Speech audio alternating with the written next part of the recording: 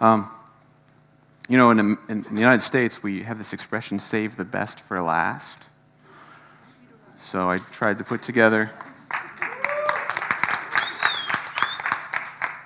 It's a little bit of weight on my shoulder. We've had Goiko, we've had Janet and Lisa, we had Scott. We've just had some amazing presentations. What am I going to do to top that? So I figured we'd talk about enterprise, lean, cloudy, agile, DevOps with continuous discipline, agile deployment, next, and Scrum with Kanban in the real world.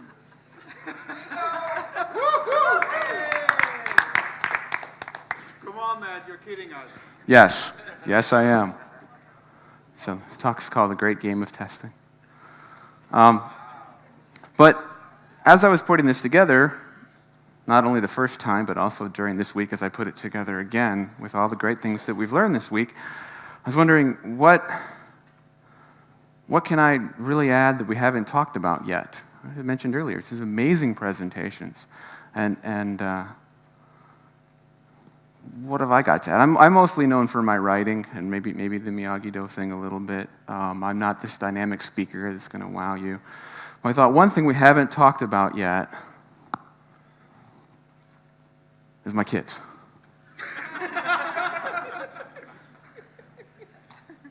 This is my daughter Rachel. It was taken when she was 7 years old in September of this year in Eastern Michigan. She's 8 now. This is in the background you see my other daughter Katie. She was 10 when the picture was taken and she's still 10. So, what's Rachel doing? Can anybody tell me what Rachel is doing? What's she doing in the picture? Having fun. Who said playing? It was Eddie, thank you. She's playing. What's play? So, John Cleese describes play as unbounded time-box activities with no rules. So you remember this, when you were 7, 8, 9, 10, she's on a playground, right? And it was, we're going to go play on the playground, do whatever you want, just don't hurt anybody, right? And when it's time for dinner, we all come in. And that's it, that's the rules. That's the... one thing I don't think we've talked about much at this conference is play, right? And there's no rules in play. If you screw up play, that's okay. In fact, I was just playing around as a defense, right? There's no, it's actually common to take in play one bad idea leads to a not as bad idea, leads to a good idea, leads to a great idea, and you start bouncing around. And you get wonderful things that come out of it. So you want to have the bad ideas to get to the good. Anyone who's seen me try to make a joke this week in private that wasn't really funny, that's what I was trying to do. Now those jokes, they work better in a community. So you get somebody like a Hoib and some Siggy or me, or bouncing ideas around, and then they really get better fast. And if you think about it, that's what the unicorn thing is, right? We're each trying to sort of one-up each other, and sometimes they don't work out, and it's not funny. But that's okay, because we're at a conference, and we're not changing production code. We're just doing unicorns on PowerPoints, right? So play is important. It's an integral part of our humanity, and it's something that we kind of forgotten about. We don't talk about enough, not in the workplace. We need to be serious. We need to be, right? I think it was John Cleese who said that somehow we've confused serious and solemn. When my father-in-law, David Ellinghausen, passed away, that was a serious occasion, and the inheritance he left to all of us was a cruise in the Caribbean. 28 kids in the family and grandkids and in-laws and steps and your inheritance, and there was a little bit of money, but send the whole family, the extended family, send them on a cruise and remember and celebrate my life, right? It was a serious occasion, but it wasn't solemn. We had fun. So in the time we have left today, what I'd like to do is we'll talk a little bit about game theory, but not forget the play aspect. And learn a little bit, have a couple ideas to take home, and have some fun. And that's my goal, right? Somebody write some story cards up, and those are the acceptance criteria. Can we agree on those acceptance criteria? Thank you. Thank you. Thanks, Scott. So, what is game theory? Don't play it yet. What is game? No, don't play it yet. Don't play it yet. Little improvisation there for you, folks. So, if we talk about game theory, most of us are generally familiar with this idea of game theory and the prisoner's dilemma, or maybe the Price is Right, or Monty Hall, Let's Make a Deal, and the three boxes, and you pick one, and then the goat's behind here, and you pick another one. So we're mostly, generally, vaguely, it's sort of in our consciousness. So I wanted to throw an introduction that might be a little bit different, just to touch on the theory, and then we'll dive in. So now, he fell asleep. Deep breaths. Nash, you might want to stop shuffling your papers for 5 seconds. I will not buy you gentlemen beer. Oh, we're not here for beer, my friend. Oh. If anyone else feels she should be moving in slow motion. Will she want a large wedding, you think? Should we say swords, gentlemen? Pistols at dawn? Have you remembered nothing? Recall the lessons of Adam Smith, father of modern economics. In competition, individual ambition serves the common good. Exactly. Every man for himself, gentlemen. Yeah, and those who strike out are stuck with their friends. I'm not going to strike out. You can lead a blonde to water, but you can't make her drink. I don't think you said that. All right, nobody move. She's looking over here. Right, she's looking at Nash. Oh, God. All right, he may have the upper hand now, but wait until he opens his mouth. Remember me last time? Oh, yes, that was the history books.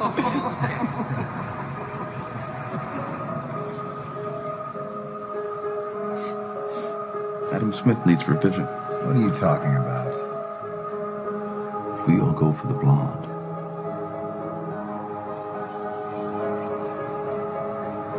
we block each other. Not a single one of us is going to get her. So then we go for her friends. But they will all give us the cold shoulder because nobody likes to be second choice. But what if no one goes for the blonde? We don't get in each other's way, and we don't insult the other girls. That's the only way we win. That's the only way we all get laid.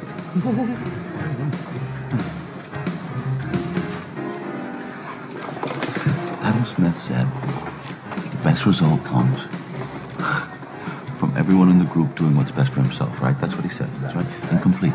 Incomplete. Okay? Because the best result would come from everyone in the group doing what's best for himself and the group. Ash, this is some way for you to get the blonde on your own. You can go to hell. Governing dynamics, gentlemen. Governing dynamics. Adam Smith. What's wrong? Yep, here we go. Careful. Thank you.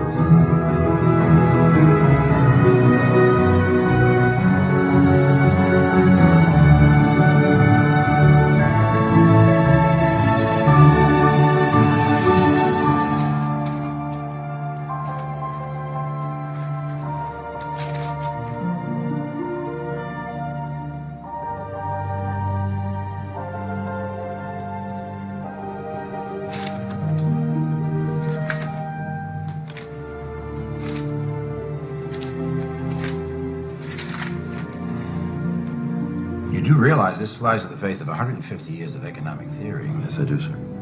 That's rather presumptuous, don't you think? It is, sir.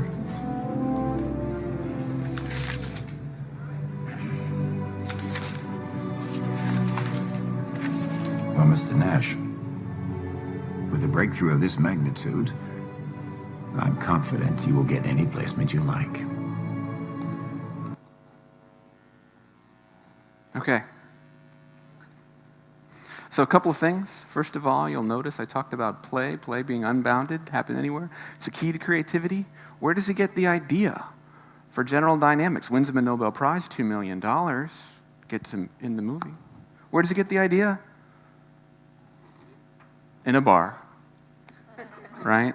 It's a play. Second thing, I'm a little, there you go. Right? Second thing, I'm a little hesitant with this clip. I probably wouldn't show it in the United States because of the thing with the, and we all get laid, right? That's not what I'm about. But it's interesting because it presents game theory in terms of human beings as actors, pawns that are used to accomplish a goal.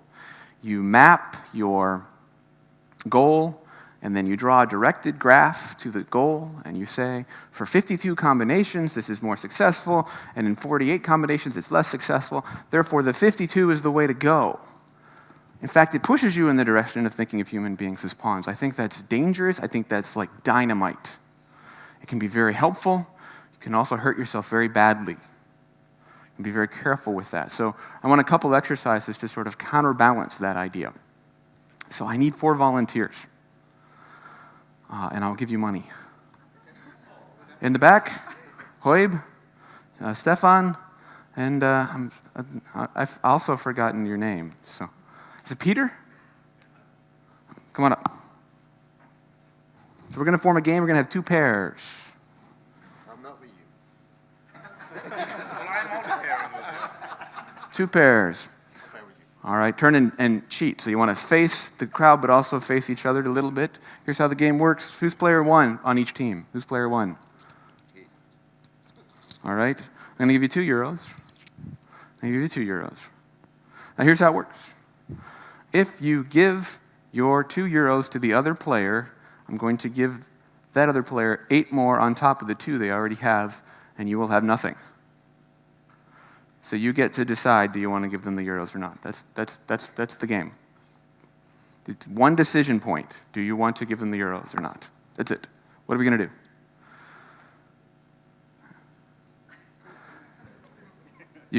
You gave it to them? Yeah. Okay, now. It's 5. It's 5. 6, 7, 8. 6, 7, 8. Thank you. Now let me ask you, the 2 that are left that now have €10, you going to do anything special with them right now before you sit back down? Yeah, I'm going to buy him a beer. Yeah, you're going to buy him a beer? Are you going to do anything with those euros, or are you going to sit back down right now? I'm going to give him the whole. You're going to give him 5. Okay. This total is 10. The total is 10, so that'd be half. You know what? I'll buy you a beer too. All right, thank you. Go ahead. All right. Thank you for playing. Let's give these folks a round of applause.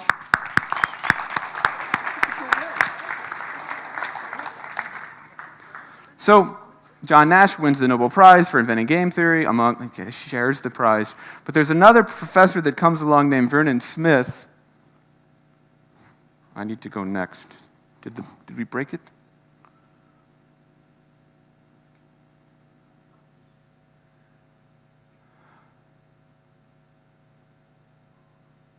View slideshow. V. Slideshow. Here we go. Great, thank you. There's another professor that comes along named Vernon Smith who says, oh, wait a minute. Human beings, I've studied how human beings work. According to game theory, they should have kept the money because it was the best for them. The best they could do was 2, according to the rules of the game. They should have kept the money. But human beings, as Dr. Smith did this with 1,000 undergraduate students to whom a few dollars is much more money than for a professional. And they gave it over, hoping maybe that they get something back. This idea of reciprocity. You can't understand it by studying game theory. You can only understand it by studying human beings.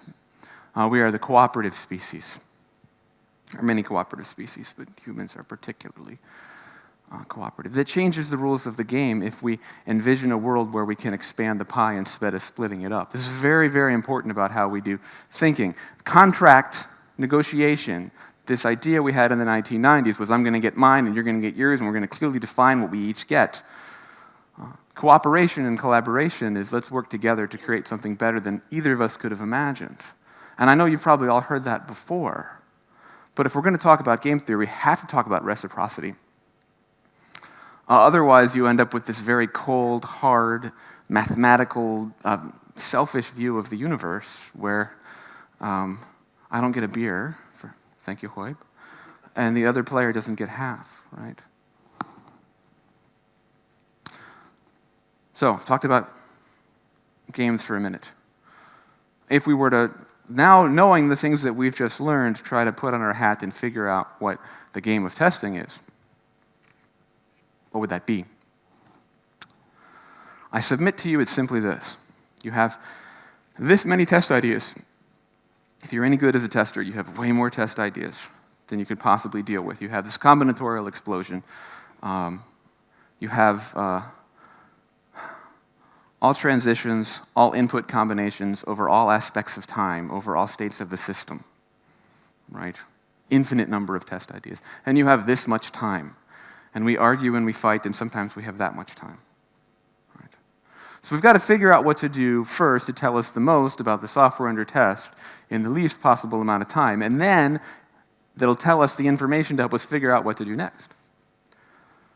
With Agile software development, we tend to add things on top of that, like automation and retrospectives and a bunch of other things we have to do with this much time. So I call this the great game of testing. I love this game.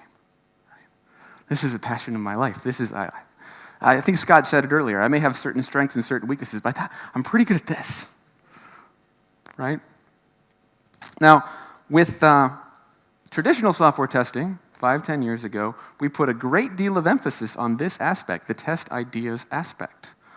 What we said was something like, we got to get it right, and we got to do it by ourselves, and they're going to give us a requirements doc, and we're going to read it and have to come up with the test ideas ourselves. And then we'll have to be audited to prove that we had the right test ideas. Therefore, we're going to learn about equivalences and bounds and state transitions and all the other tools, coverage models, all the other tools to get it right.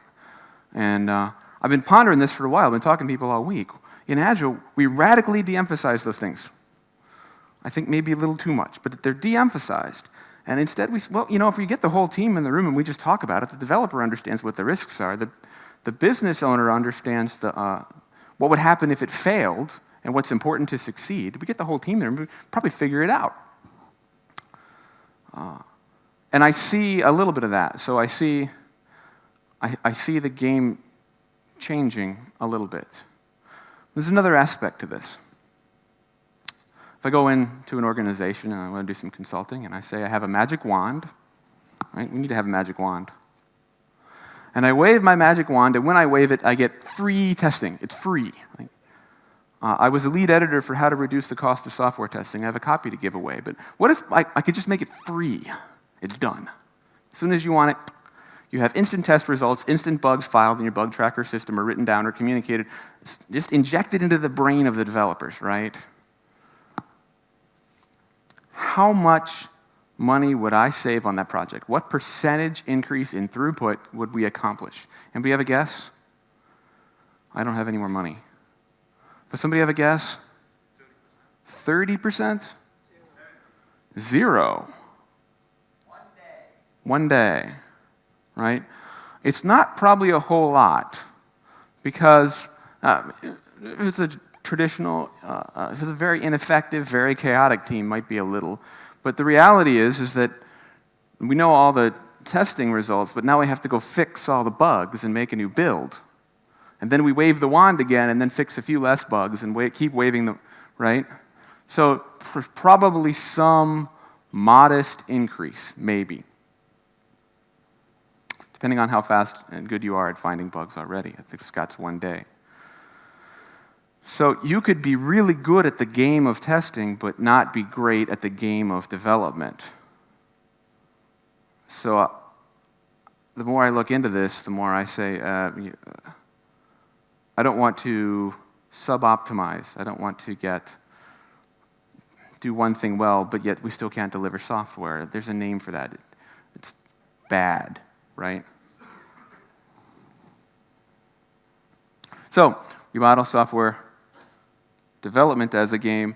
Maybe this is a model of a system. This is a team I was actually consulting with earlier this year. This is a real Kanban board, right? I'm not going to use that phrase. But yeah, this is an actual work product. This is an actual team. And we had have a QA column. Now, this looks very similar to a Scrum board, right? Now imagine it's a Scrum board. At the beginning of the iteration, we put, this is test case creation. We're ready to do the acceptance test-driven development at the beginning, and then to move in the cycle. At the beginning of the iteration, we have all this stuff in the backlog, and we start pulling them, right? We're doing Scrum.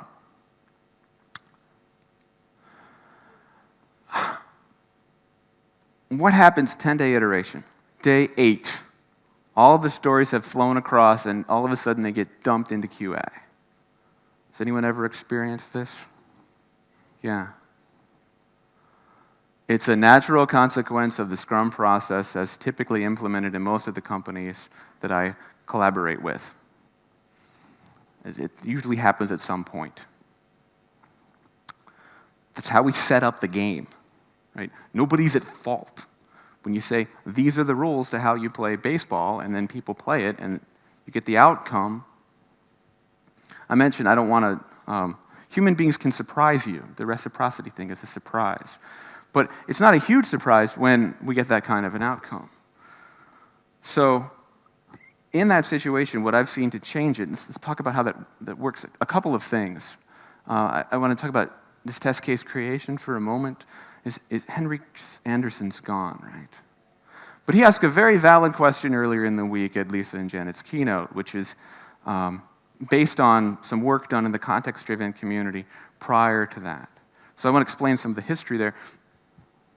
Somewhere around 2000, 2003, the context-driven testing community said, hey man, we've been trying to be involved up front for like 20 years. We've been trying to get executive buy-in. We've been banging on the door to the requirements meeting. And we're not getting anywhere. We're not changing the industry at all. We're just going to give up and do really good testing. And I don't have a problem with that position. I think it was appropriate at the time. But the problem I see today is if we get really good at testing now, with the improvements we've already seen, we don't improve throughput very much. It's not very valuable. We need to find other ways to be valuable, which is why we say we have these certain skills about asking, what about this, what about this, what about that, and what about that? Did you think about this? Now, the earlier we ask those questions, the more likely we are to get a better operational definition of what it should do. Devs can code to the operational definition. Devs can code to what it should actually do, not a vague phrase, and then know that it works to some definition of work before they hand it to test. So we have the test case creation, the acceptance test-driven development, the three amigos, whatever you want to call it. The meeting before the devs start writing code, where we define to a more precise, executable level what the thing's going to do. No huge surprise there. But the reason to do it is to decrease the find, figure out, document, argue about it, fix, retest loop that happens at the end. So Rob said 35%. If I could wave my wand, 35%. I think this is an estimate based on a few different companies in my experience, but I wouldn't be surprised if you could see numbers that high if we could get rid of that loop, which I think is a huge opportunity with most of the companies I work with. So that's one thing that we can do to change the rules of the game. Another thing we can do, I mentioned earlier this bunch of stuff in QA. QA is a bottleneck kind of behavior. And I do think that if we can drop iterations and flow stories one at a time, we eliminate this pile of stories, pile of stories, pile of stories, pile of stories behavior. And if we limit work in progress, right, we limit work in progress. So There's 4 stories in progress. QA has got all we can handle. We're full up. We have 4 stories. We can't take any more. When dev tries to push a story to QA, they can't do it because the board is full. It's the physical board. It's full. There's no more room. You can't do it. Well, then dev can't. The developers have a work in progress limit. They can't take on new work, so they have to find something to do because they can't push the story in. QA is the constraint. QA is the bottleneck. They've got to find something to do. They've got to help with test. Right?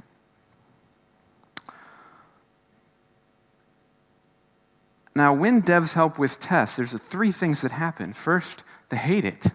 Right? It's no fun.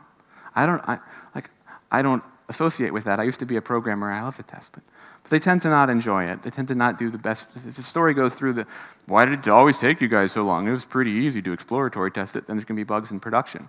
It's a great learning opportunity. Just be careful what stories you do it on. But instead of actually doing the testing, which I think is fine if they test something that isn't their story, I think that's fine. I think we're moving toward a world where we're blending a little bit, doing a lot more pairing. It's easier to work on multiple activities. But they can instead work on testability hooks, which will speed the team up, right? So, man, if I could just get below the GUI and just from the command line I could manipulate this thing, I could blow through the testing really, really fast. Could you work on a command line runner for me? That's programming. And it's unbounded, because there's not really a requirement for it. There's not a story for it. So to a programmer, that's play, right? As long as you're real careful about how we test it and how it doesn't introduce regressions, that can be a lot of fun for everybody. And that's what we're trying to do, is have fun, right? So I want to increase throughput and figure out how I can contribute to increasing throughput on the whole project. And that might be doing something differently than what I'm usually used to. And I would think at a conference with Agile in the title, that might be okay. So, speaking of software development, here's a picture of Settlers of Catan, which is a German game by Klaus Teuber, right? Teuber? Thank you. You play Settlers? Huh? So you could help me out here. Settlers is a cooperative game, and it works like this. We're all collecting cards. When you get enough of the right kind of cards, you can build a road or a city or a town. For every road, city, or town you put down, you get points. You get 1 or 2 points for these things. When you get to 12 points, you win. So it's a cooperative game. I give you some wheat, you give me some gold, I give you some brick, you give me some wood, we're in advance, we're building, it's wonderful. What's going to happen when somebody gets to 10 points? What's going to happen to the trading situation when someone gets to 10 points? What's that? Why does it break down? Well, nobody wants to help the other way. Why? Oh, nobody wants to help the other one. Right. So you know that if I give this guy a wheat, on his next turn, he's going to get to 12, game's going to be over. As soon as the end game is in sight, we start to play for position if we want to win, right? Imagine a game very similar to this where the goal is to get to a certain dollar amount, and you have just enough jewels and just enough gold. If you sell them for a horrible deal, you can get to the dollar amount and win, but you win the game, right? So you're going to do it because you're going to win the game. Right? The problem back in the software world is that when we finish that project, there's the next project. And we took all of these shortcuts and all of these power positions and used all of our political capital to get to done on this project, and here comes the next one. Right? This used to happen on projects that were a year long or 6 months long. We take shortcuts, we talk about things like technical debt, and I find sometimes it happens on Scrum teams rushing to hit an iteration commitment. I don't think it's a huge surprise. So the reason we fail is because we emphasize winning this game, and we forget that the real game of software development is comprised of 100 or 1,000 of these all chunked together. We actually hurt ourselves to accomplish this week's work. Hurt next week's work, the week after that, the week after that, the week after that. Is this foreign to anyone? This is right? It's our life experience, right? This is how development projects go. So I want teams to not have to experience that, or to reframe the game so we think about the life of the team. If we can make fully integrated product teams that don't go project to project, but when the project ends, we all stay together and move together on the next one, we have a better chance of surviving this. If we can de-emphasize it, if we de-emphasize those iteration boundaries, we have a better chance of surviving this. But another way to teach this, instead of life experience, is through play. So Elizabeth Hendrickson has a shortcut game. You can Google search for it. You give me your card after, I will email it to you. It's a PDF, it's free, it's fantastic. You just roll a die and you move. You can take any shortcut you want, but if you do, all your future rolls go down by 1. And the next shortcut you take, they go down by 2. So you get ahead short term, but actually you're going to lose in the long term with the guy who's just following the path. When we play games like this, and there's a million of them, our brain gets a very quick feedback loop about, oh, maybe my behavior should change. That we might consciously recognize looking back over 10 years of experience, but if the feedback is delayed and uncertain when we make the decisions, it doesn't actually get to change our behavior. So I like games to teach ideas like this. The hope is that by doing the game as a team, when we get to make the decision in the moment, we'll remember it and make a better one. And we can experience the pain for 15 minutes in the game where it's play and fun, and not on the next project, the project after that. So, everybody's going home, right? We talked about testing as a game, we talked about development as a game, we talked about how to reframe it to improve performance, we talked about taking shortcuts, and now we're going to go home very shortly, I imagine, for most of us. So, is anybody here at the conference for the first time? Okay, first time conference, quite a few people. I want to set some expectations, tell you about my first conference experience. You come home, I wrote an 11-page trip report. I was so excited. It was going to be great. We're going to change the world. Came in. You know, all we have to do is we have to buy a few tools or a few $1,000s a seat. We've got to hire a couple of consultants, but they're really smart. We're going to change to a new methodology. But you have to realize, but that doesn't mean fast, right? The fast part is a myth. Can anybody imagine how that went? Right? The manager says, the only thing I know for sure right now is that all my projects are a week late because you took the whole team to a conference. Only thing I know. I mean, we made a strategic investment, and your outcome is slow down and pay more money. Right? So don't do that. And it can actually be very deflating when you come back to the workplace and you want to try ideas. Let's say you have a simple idea, a really easy one that can we just start doing test-driven development in JavaScript? I think it'd be really cool. Can I have your permission to just start doing test-driven development in JavaScript, Mr. Bossman? Right? And they say no a lot, right? If those have been to more than one conference, it's surprising the number of times you don't get a yes on that simple thing. I don't think it's surprising at all. Let's model it as a game, right? You have two outcomes, it works or it doesn't work. If it works, hey, it was my idea. I want the credit.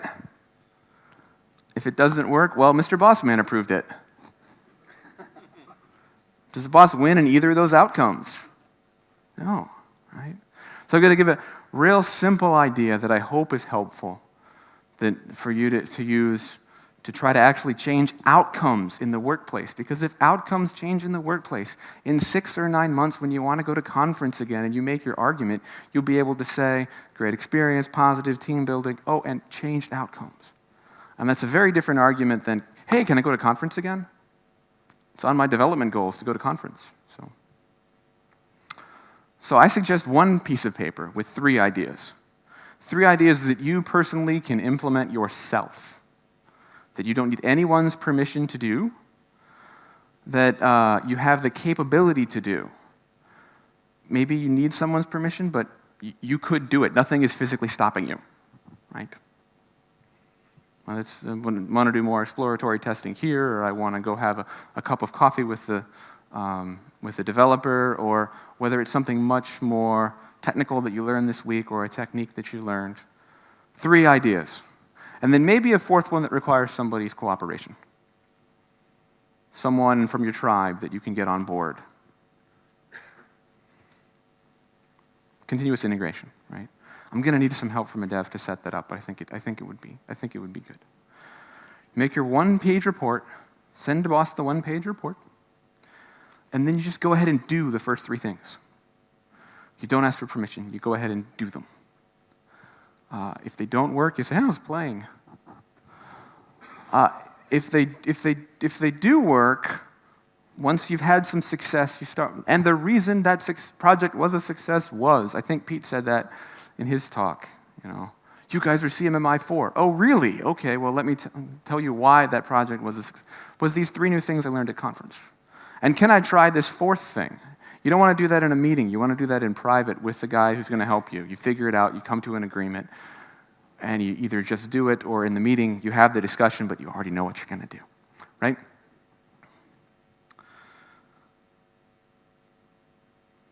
Four things. And you've got the train ride home. You've got the plane flight home. You've got the weekend. Spend 20 minutes, spend an hour, just write it up. Give it some real reflection and thought. Let it play in your mind. Let it percolate in the shower. Because I really want you to have an outcome from this. It's fun. It was a cool week, and there were unicorns and stuff. But we want to do. Our lives should be different from conferring, from collaborating. Right? That's why I come to these things. So before I close this, I thought I would see if anybody had anything they wanted to talk about.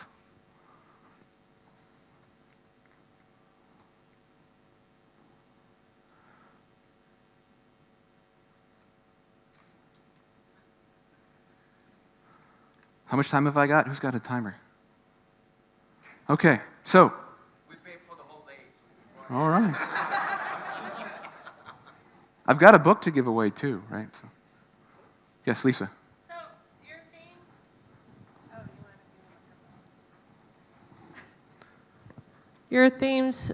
A couple of your big themes were use play to generate ideas. And then I really liked your idea to cause outcomes to happen by choosing some things you can do by asking forgiveness later. How would you tie those 2 things together, or is that possible? Yeah, I think that's probably a pretty good segue to my closing, actually. Thank you. Yeah. Book? Oh, yeah. I'd appreciate a book review on Amazon. But,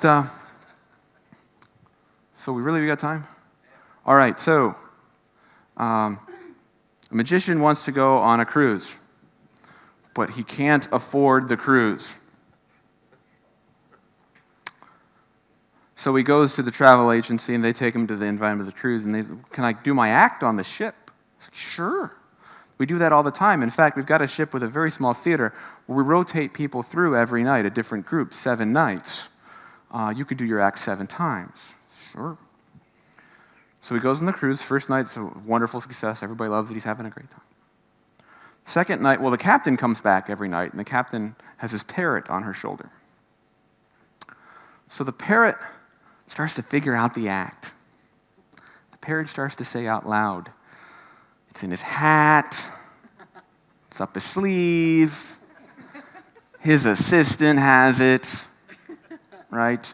The guy's blood starts to run, he's embarrassed. And it gets worse every night because the parrot figures more out, and because of protocol, the captain has to come to the show, and it's worse and worse and worse.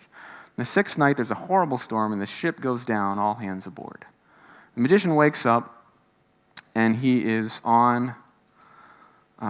he's holding on to a piece of wood. The only thing in the whole ocean is him and the piece of wood and the parrot. The parrot is on the other end of the wood staring at him. They lock eyes for 3 days and 3 nights. They stare at each other. Finally, the parrot breaks his silence and says, okay, I give up. What did you do with the boat?